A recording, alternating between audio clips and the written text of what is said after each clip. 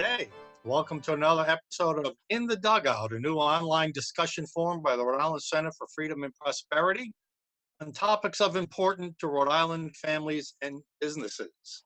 And I'm Mike Stenhouse, and I'll be your host. The format of In the Dugout is very casual, reminiscent of my days as a pro ball player when I'd sit in the dugout before a game and just chat about life and topics of interest with my teammates. So similarly, we'll be inviting guys and gals from our team, some from the other team, to appear with us on In the Dugout. So today we're going to talk about the issue of reopening restaurants in Rhode Island that have been shut down during this pandemic. So I want to invite our guests on, and today we're joined by Al Castiglioni, who's the owner of Meritage Restaurant and the Chardonnays, and as well as another restaurant, Pawtucket, and Susan DeAngelus, who is the co-owner of Twin Oakes Restaurant in Cranston. And I have to admit, Susan, that Twin Oakes is the restaurant I grew up at. I've been going there since I've been seven years old. So welcome to the show, Susan and Al.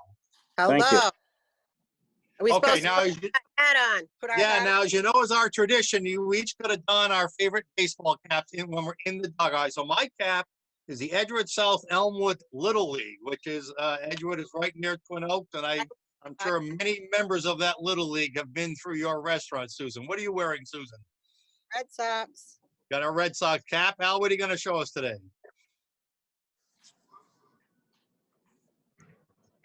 Oracle Racing. That was Oracle Racing. America's Cup down in Newport. Oh yes, of course.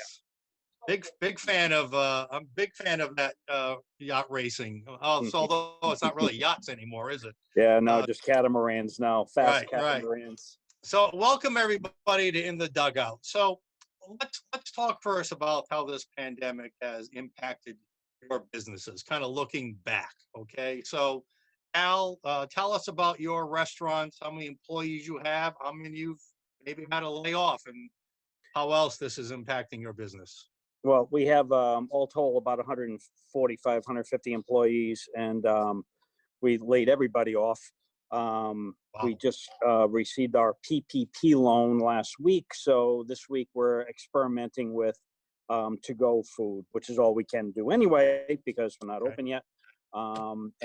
Next week we can do some outdoor dining, but we don't really have outdoor seating. We're not sure what we're going to do. Wow. At least experimenting with the we'll get to those in a second, those questions specifically. Susan, let's just give us a quick background on what's happening at Twin Oakes. We have 150 employees, and we've been doing takeout from day one. We also went for the loan too, but I only have minimal people here. So you laid off everybody, Al, right? Yes. 150 or 40. Susan, how many can you talk about how many Twin Oakes? Probably 140, because I kept my management, my chef. We paid everybody, who we could, and then we got the loan. So now it's a little different. So really, in your case, Al, it's been a total shutdown, and because you haven't been doing takeout up until now, correct? Correct. And Susan, you guys have been doing I've been there a few times. You've been doing a pretty good takeout business. Yeah, but think about what we did in 5 weeks. That was what we would do normally in 1 week, regular business. Right. So it's hard to, you're breaking even probably. All right. So Al, I think you both mentioned you both did apply for the PPP federal loan to help retain employees. So if you both receive that, does that mean you'll be soon hiring back some of your employees? Let's start with Susan on that. Well, but we can only open, what's she saying, 25% maybe? Right. I can't have a guy come in here who has 6, 7 tables and wait on 3 tables. He's not going to make any money. So, and then the bars can't open. So we're in a pickle right now. I don't know how we're going to handle that. And then you know what? That's a good point, because the loan says you're supposed to hire back your employees, but of course you can't hire them back because of the restrictions from the state. Right? They didn't consider restaurants where they this loan, and we have to use this money by July 31st. Right, Al, yeah, that makes sense. Al, can you talk about how you're going to handle that? Well, yeah, same deal. You only have 8 weeks to get the forgiveness part of the loan. We're not open. We're doing the takeouts, but chances are, we'll be giving back most of the money because we're only hiring back a few people. And if you use it, you have to pay, what is it, 1% on, like, so you can use some for rent or some utilities, I guess. And if you use it for something other than what you're not supposed Right. to, I think it's a percentage of what you would pay on it. Yeah, Wow. it's a 2-year payback, 1% interest. But Right. you know, well, I'm in it for the forgiveness part more, so I don't need another loan. Well, there are some rumors we're hearing that I know Senator Rubio is trying to push something forward that will be more, that will loosen the regulations or the rules on when and how you can spend the money so that most of it, even in your cases, hopefully will be forgiven. So let's keep our fingers crossed for that. But you're right, the federal government didn't think about giving loans to those businesses that are shuttered down, right? That's right. Correct. If we could open, we would be good.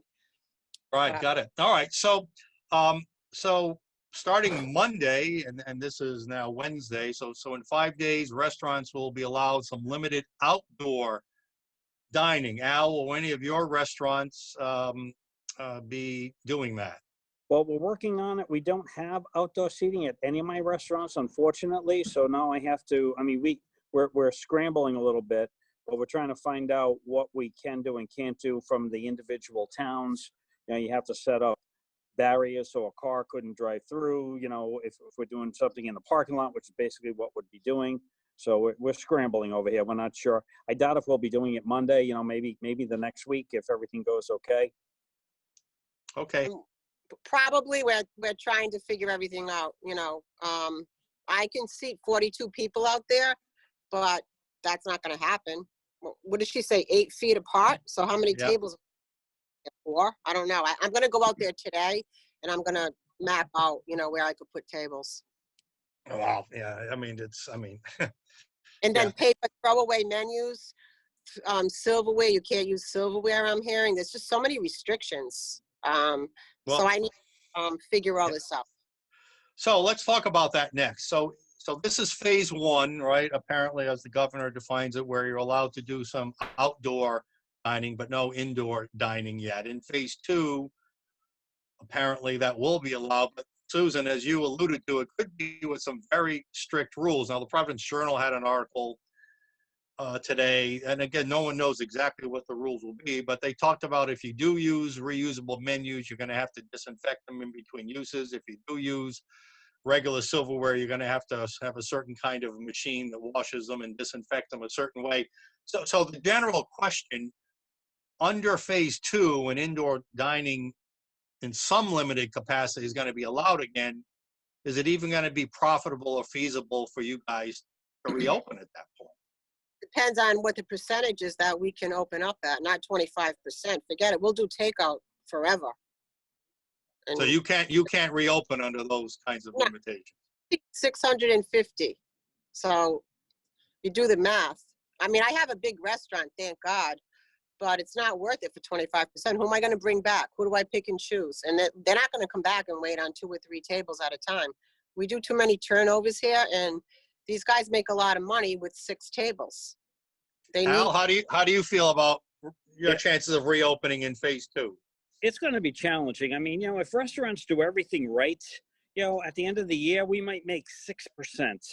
That's at 100% capacity. So to try and do anything at 25% capacity, it's going to be challenging at best. I mean, my only hope is that between, you know, maybe takeout will work a little bit. Maybe I'll get to do a little outdoor dining. And then if we can do the 25, you know, if it's 25% inside, maybe that'll be okay, but probably still not really profitable once that PPP money runs out.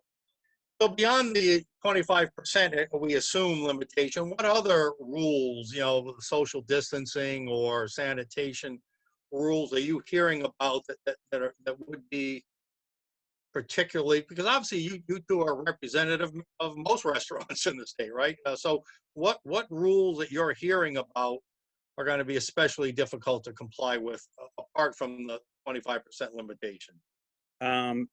You know, nothing really. We can, you know, we sanitize all the time anyway. We're a restaurant. Testing customers? Would you actually test your own customers, or with a thermometer or something? No, I'm not doing that for the customers.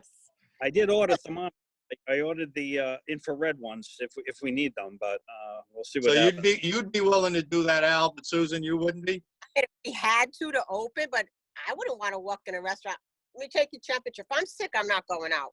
You know what? Leave it up to the customer. So if you feel comfortable, go out. If you don't, stay home right now when it first opens. I'll do my staff, but I just feel I'm strange going to every customer that walks in here. Let me take your temperature. Yeah, we don't know what the rules will be, but we're hearing rumors. And you bring up, I think, a really important point there, Susan. I mean, should it really be on you as a business owner to babysit your No. customers, to follow government mandates, or at some point, do we as a society have to trust that people will be responsible themselves, Exactly. that if they are sick, they won't go out to a restaurant? Al, how do you feel about that?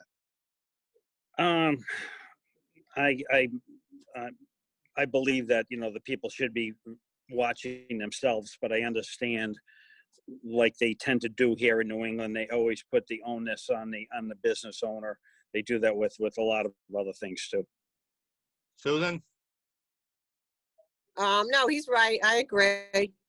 But they should leave it up to us. I mean, we sanitize, we always sanitize. I'll sanitize my menus. My dishwasher will sanitize my silverware. And if I'll close some sections, and if we have to open up maybe every other seat just to start opening up, I'll open up my other side of my restaurant. Then if that's what we have to do, wear a mask, we'll do that. All right, so the question again, that's like another great segue. So what really do you have to do, or should you do? I mean, have either of you been consulted by the governor's staff or by anybody to provide some kind of guidance and recommendations as to what kind of No, limitations or regulations you should be reopening under? Has there been any interaction with the governor's office on this? no, we have hospitality association, so hopefully they will get the info and forward it to us, because they're right in my parking lot here. Al, yeah, we'll come back to that. Al, what have you had any contact with anybody? No, nothing directly, but obviously, yeah, there's stuff online between the Hospitality Association, the Department of Health. But actually, the regulations are not final yet. They really don't know what they are yet.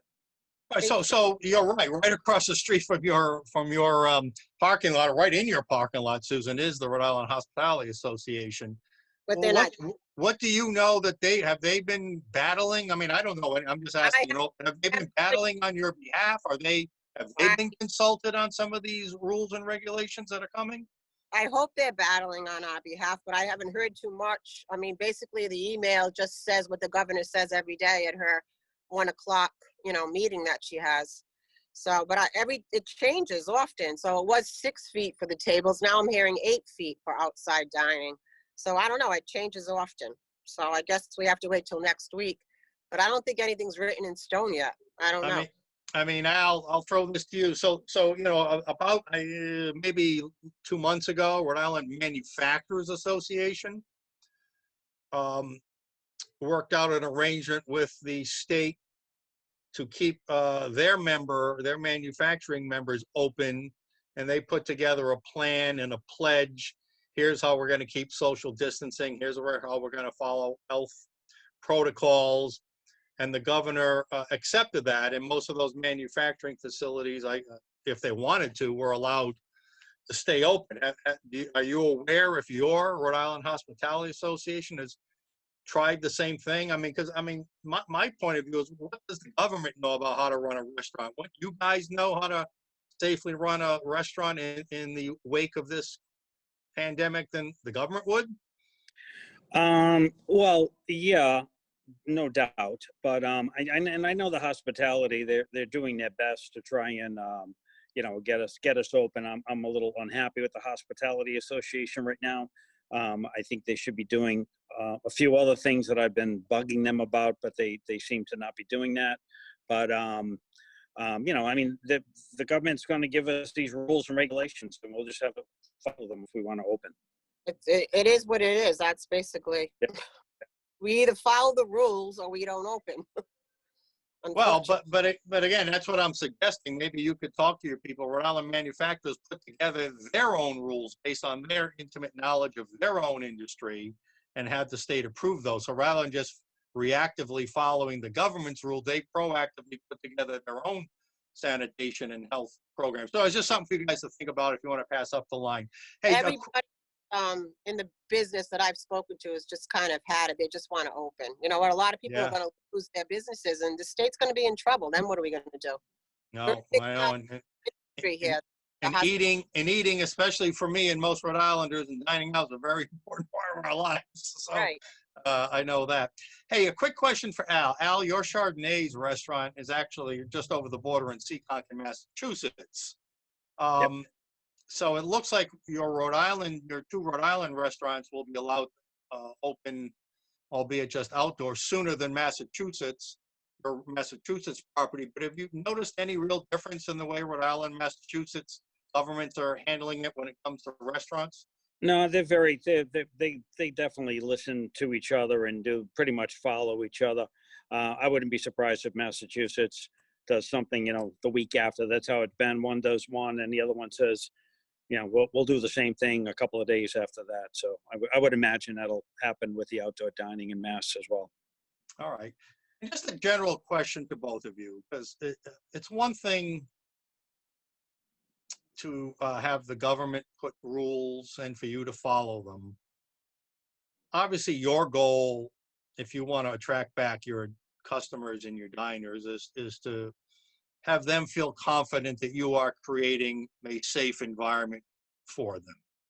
So even above and beyond any rules that you have to follow, have either of you thought of any proactive steps that on your own you will take to create a safer dining experience that you might want to let your customers know about? I think it's just clean and keeping your restrooms clean, everything that everybody touches. A lot of maybe portable dispensers of what do you call it, hand sanitizer, Yeah. so that everybody, because it's about your hands and touching your face. That's what they've said all along. Al? Yeah, and we'll just do the same thing. We'll just be extremely proactive with wiping things down in between customers, especially, which a lot of is what we do a lot of times. Most of the time, anyway. We'll do doorknobs and obviously the menus, we usually wipe those not with sanitizer, but with sanitizer in between. But that's all the stuff that they're telling us to do anyway. I don't know. I haven't thought of anything else beyond. I was watching a TV commercial from Burger King of all places, and they were showing how one of the steps they took to just avoid the server, of course it's a window server, or not, no, either server in the window or the line, from an extra person having to touch the food. Whoever put the food, they put it on a tray, and then the server would carry the tray and either put it out the window or put it on the table or counter, so that one extra person didn't have to touch stuff. I thought that was pretty interesting. And then the people would take their own food off their own tray. Now, I don't know if that brings up liability with serving dishes. There's all kinds of, in fact, that's another question. Let me ask you about that. We're gonna start pushing soon in a lot of other states, and there's even some work at the federal level. You guys need to be protected from insurance liability. You don't need somebody claiming they came into your restaurant and got infected and then turn around and sue you. So And now, how important would that be, or are you aware of anything happening on that front? I mean, Or, I'm not, yeah, but it's a chance you're taking. It's a chance you're taking, having someone come in your restaurant and say they had food poisoning. Same true. thing. So, Yeah, probably. health department comes and they check and do what they got to do, and so it's probably going to be like the same thing. That's why they're asking you about how many people you're in contact with. And I guess if you make a reservation for the patio, you have to ask them these questions and get their phone number, and just so they could trace that back. Well, that's another issue too. Well, let's have Al go back to that's a great point. We're going to come back to that. So Al, first of all, on the liability issue, how important is that to you? It's important. People are kind of sue happy anyway, and this just gives them another excuse to do it. So it would be great if they pass some type of temporary law saying people can't be sued for this. That would be great. All right, and now, yeah, now that, yeah, Susan, again, you bring up another great point. There are rumors that business establishment might, like yours, might under certain conditions be asked to take down personal information and contact information of Right, certain customers under certain conditions, so the government can, I'll say it cynically, sick their contact tracing team after them. right. As somebody who defends civil liberties, we're not too thrilled about that, but it's you, the restaurant, the business owners, who may have to implement a program like this. How do you feel about collecting and handing over to the government personal information about your customers?